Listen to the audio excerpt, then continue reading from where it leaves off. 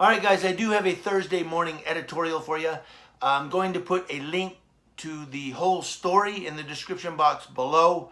It's rather lengthy. Now, I've read 2 or 3 different media sources on this story and looked at it, and I'm trying to there's something unsettling about this story, and I'm reading it from the CNN source, and it's just, there's something they're not saying. And there's something that's a little off about the way they're handling this incident. This is the friendly fire incident in New York that I was talking about yesterday. I'm going to go through it with you real quick.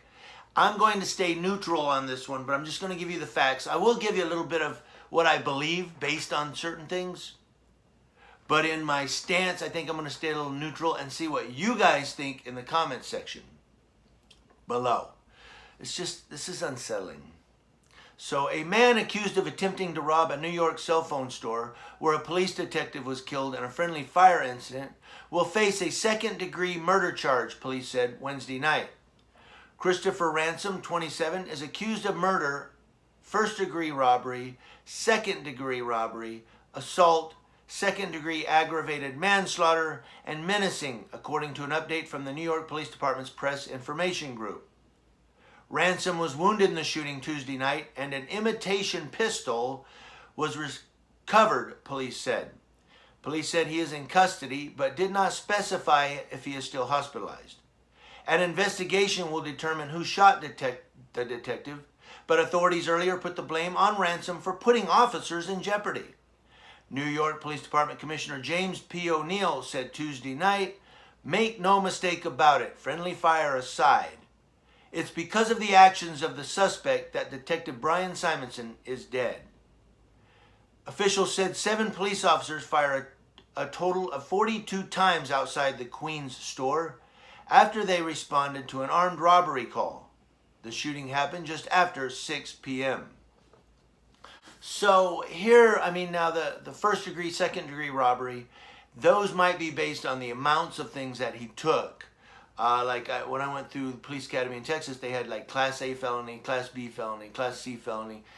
And when it dealt with theft or robbery or anything like that, it was basically based on the amounts of the items that were taken, whether it was a Class A or a Class B or a Class C.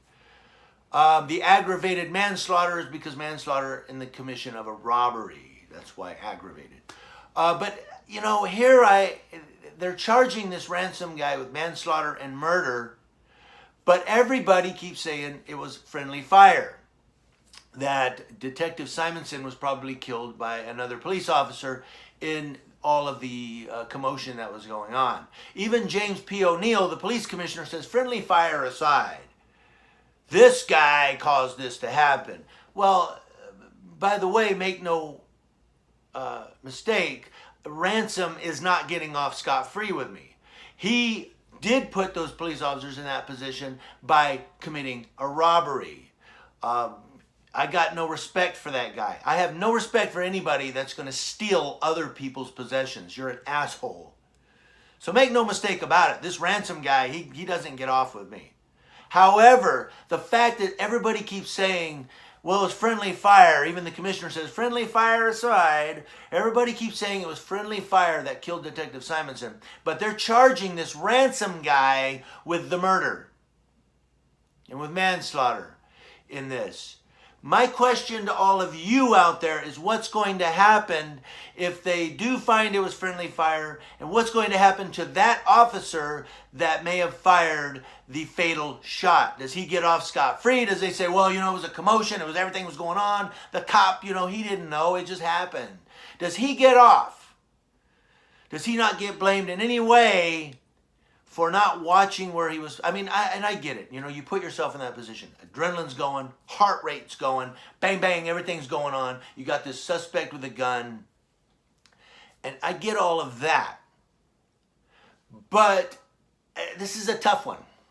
This is a tough one, man. That's why I kind of want to stay neutral on this one. But this is a tough one. So if a police officer killed that detective, what happens to him? Does he just go, you know what? Hey, buddy, that guy put us in that situation. And he gets off and he goes on. He doesn't get retrained. He doesn't have to go through some type of training where you go into a situation like that. It just says, you know what, it happens, man. That guy's to blame. He put us in that position. He's going to be charged with murder. And he didn't fire round one. He had an imitation pistol. I don't know. It's just something's unsettling here in my gut that this guy didn't fire one round, but he gets charged with murder of a detective who was shot by another police officer. What do I do with this editorial? Guys, I want to hear from you on this one. News Now Nypd, letting you know what's going on across your nation. And hey, we got auditors and cop watchers in New York. Guys, get over to that precinct and let us know what's going on. I'm in California. I can't just drive up there. I want to know. People want to know. Thank you for watching. And there's your editorial for today, Thursday. Very rainy Thursday in California.